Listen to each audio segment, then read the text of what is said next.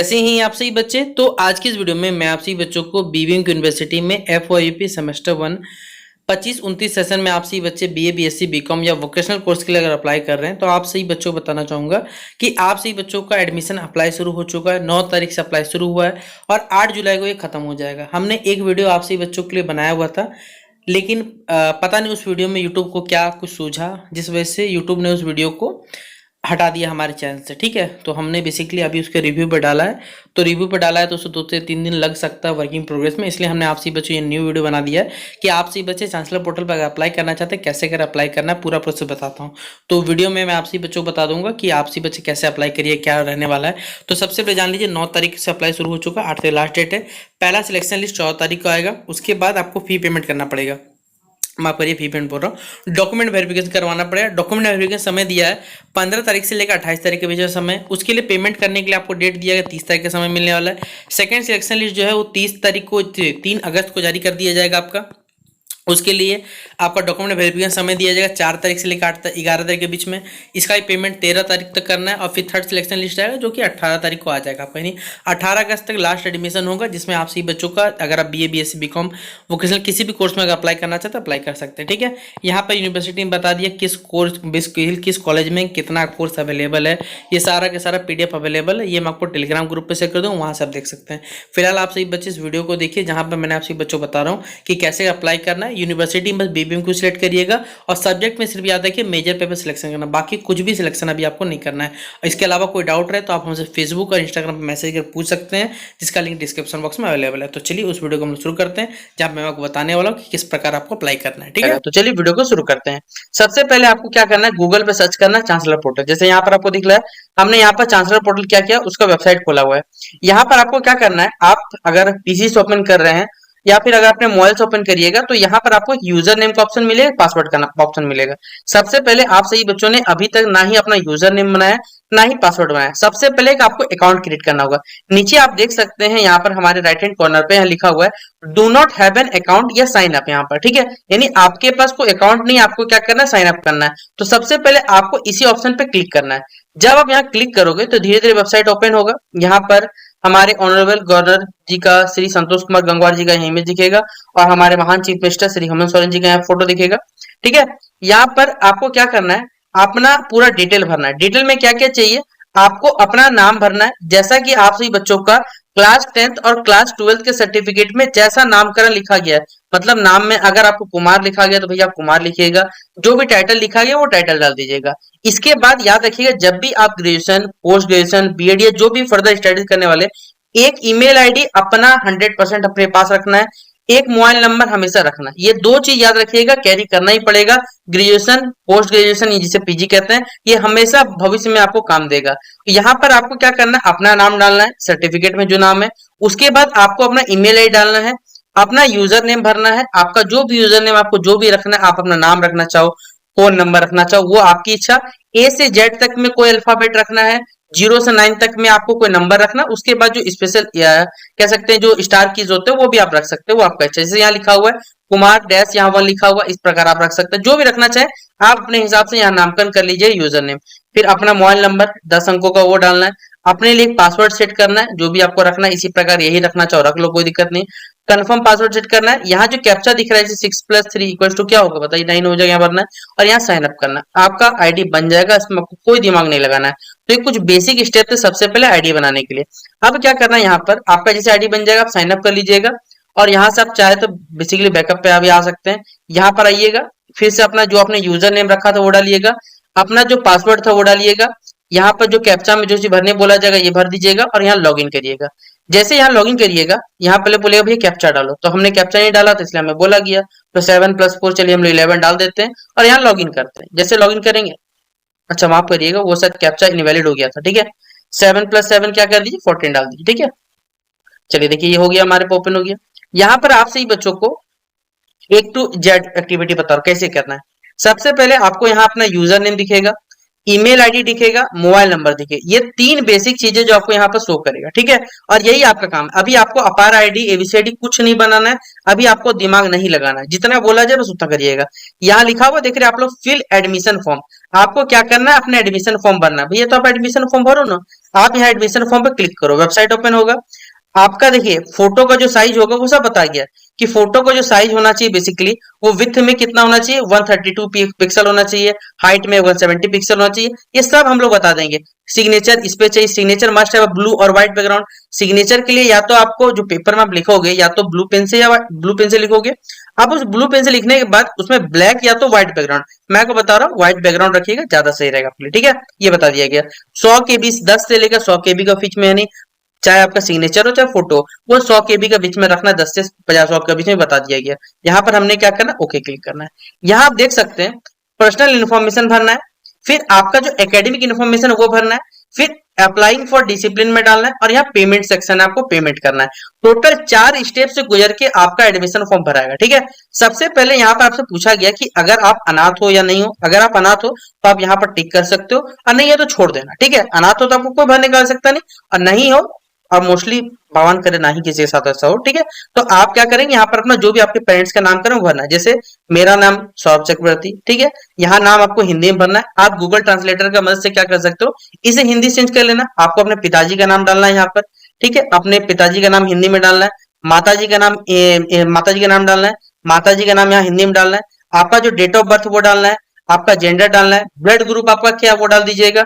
Martial status, और mostly इस उम्र में बच्चे तो मैरिड नहीं रहते हैं, तो आपको यहाँ क्या करना है, अनमैरिड वाले सेक्शन पे जाना है, ठीक है।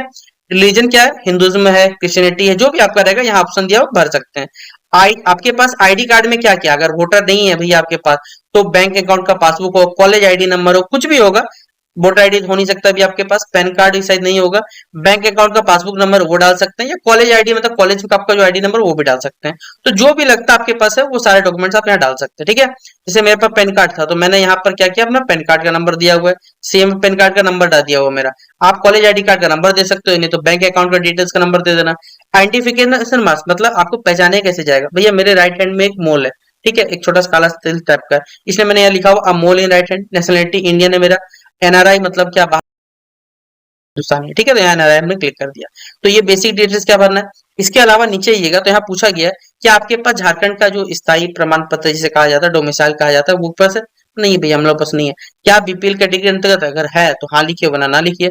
आपका कास्ट कैटेगरी क्या है, gender, ST ST OBC BC और बीसी जो भी रख दीजिएगा। हम लोग जनरल में आते हैं तो हम लोग जनरल भरे हुए हैं। क्या हम लोग इकोनॉमिकली वीकर सेक्शन में आते हैं, तो हम लोग नहीं आते, हम लोग पास सर्टिफिकेट नहीं बेसिकली। डिफरेंटली एबल कैटेगरी नहीं। क्या कश्मीर के माइग्रेंट से, नहीं। यहाँ पर बेटे बताया, क्या आप एनसीसी कैडेट हो, नहीं। क्या आप एक्स सर्विस हो, नहीं। ये सब में नहीं भर देना, बेसिक दिमाग ही मत लगाने जाना है। उसके बाद आपको क्या करना है, अपना जो एड्रेस है वो यहाँ पर डाल देना है, ठीक है। जैसे यहाँ मेरा एड्रेस दिया हुआ है, सिटी नेम दिया हुआ है, स्टेट नेम दिया हुआ है, पिन कोड दिया हुआ है, डिस्ट्रिक्ट नेम दिया हुआ है। अगर आपका दोनों एड्रेस सेम है, परमानेंट और कहा जाए जो कॉरेस्पॉन्डेंट एड्रेस जिसे हम लोग कहते हैं, ठीक है, या प्रेजेंट एड्रेस और जो अभी वर्तमान कहीं रह रहे हो, दोनों सेम है तो बेटा टिक कर दीजिए, कुछ नहीं करना जाना हो आपको। इसके बाद नीचे देखिए क्या है, यहाँ पर आपको अपना प्रोफाइल पिक्चर डालना है और सिग्नेचर डालना है। जैसे यहाँ पर आपको मेरा प्रोफाइल पिक्चर बहुत साल पहले का है, ठीक है, ये आपको शायद विजिबल ना भी हो पाए, तो यहाँ पर सारा भरना है आपको। तो यहाँ पे आपको अपना फोटो जेपीईजी फॉर्मेट या पीएनजी फॉर्मेट में डालना है, और इसका जो साइज होना चाहिए फोटो और सिग्नेचर दोनों का ही 10 KB से लेकर 100 KB के बीच में होना चाहिए। मैं आपको बता रहा हूँ, अपना एक फोटो बना के रख लीजिएगा 100 KB से कम का, सिग्नेचर 25 KB में रखिएगा, हमेशा काम देगा। भविष्य में जो भी कुछ काम करना रहेगा सारा के सारा चीज आपको रहेगा, ठीक है। तो ये सारा डिटेल्स आपको क्या करना है, यहाँ भर लेना है। उसके बाद नीचे तो यहाँ एकेडमिक इन्फॉर्मेशन आपको बेसिकली भरना पड़ेगा, जिसमें आप सही बच्चे अगर आपने पॉलिटेक्निक किया हुआ है या फिर 12th पास आउट है तो आप ये दोनों में से कोई भी एक डाल सकते हैं। तो जैसे मैं 12th पास आउट बहुत पहले हो चुका हूँ, मैं आपको फॉर्म भरने के लिए बता रहा हूँ, तो आप जो भी भरना चाहे भर सकते हैं। यहाँ पासिंग ईयर आपका जो भी था वो आप पासिंग ईयर डाल सकते हैं कि आपने किस वर्ष 12th या पॉलिटेक्निक पास आउट किया था, कितने परसेंट मार्क्स थे आपके, ये सारे बेसिक डिटेल्स जैसे परसेंटेज और मार्क डाल दीजिएगा, ठीक है। सिलेक्ट, अच्छा यहाँ division percentage of marks square, कितना परसेंट आपने लाया था ये बताना है यहाँ पर आपको, ठीक है। यहाँ पर फिर आपको डालना है स्टूडेंट या कॉलेज ने आपको जहाँ कोई था, आप किस राज्य से बिलोंग करते हो ये बताना बेसिकली। तो मैं झारखंड से बिलोंग करता हूँ तो यहाँ झारखंड डाल देता हूँ, ठीक है। यहाँ पर परसेंटेज में बोला गया भी है तो चलिए हम लोग इसे परसेंटेज में डाल देते हैं, ठीक है। इसे बोला गया था परसेंटेज में डालना, तो हमने इसे परसेंटेज डाल दिया। अगला यहाँ पर कोर्स नेम में डालना है, तो आप कोर्स नेम में क्या करें, कोर्स टाइप में डालिएगा, रेगुलर डालिएगा, ठीक है। और यहाँ स्ट्रीम में आप आर्ट साइंस कॉमर्स किसके थे बता दीजिएगा, वो आपकी इच्छा। कोर्स मीडियम में आप क्या रखना चाहते हैं, इंग्लिश हिंदी, क्या डिवीजन था आपका, तो 75 से इतना परसेंट जो भी था। आपने लास्ट कौन सा कॉलेज से पास आउट किया था वो बताना है आपको, ठीक है। ये बेसिक डिटेल्स है जो आपको बताना पड़ेगा, ठीक है। पीके रॉय, जैसे मैं पीके रॉय कॉलेज से पास आउट था अभी, तो उसका बता दिया मैंने। यहाँ बेसिकली अपना कॉलेज नाम लिख दिया हमने। यहाँ किस सब्जेक्ट में कितना मार्क्स आया था, मैं तो देखिए आपसे ही बच्चों को भर रहा, तो मैं कुछ भी यहाँ पे भर सकता हूँ, ठीक है। जैसे मुझे पहला सब्जेक्ट चलिए फिजिक्स, ठीक है, फिजिक्स आ गया हमारे पास, ठीक है। दूसरा हमने यहाँ केमिस्ट्री डाल दिया,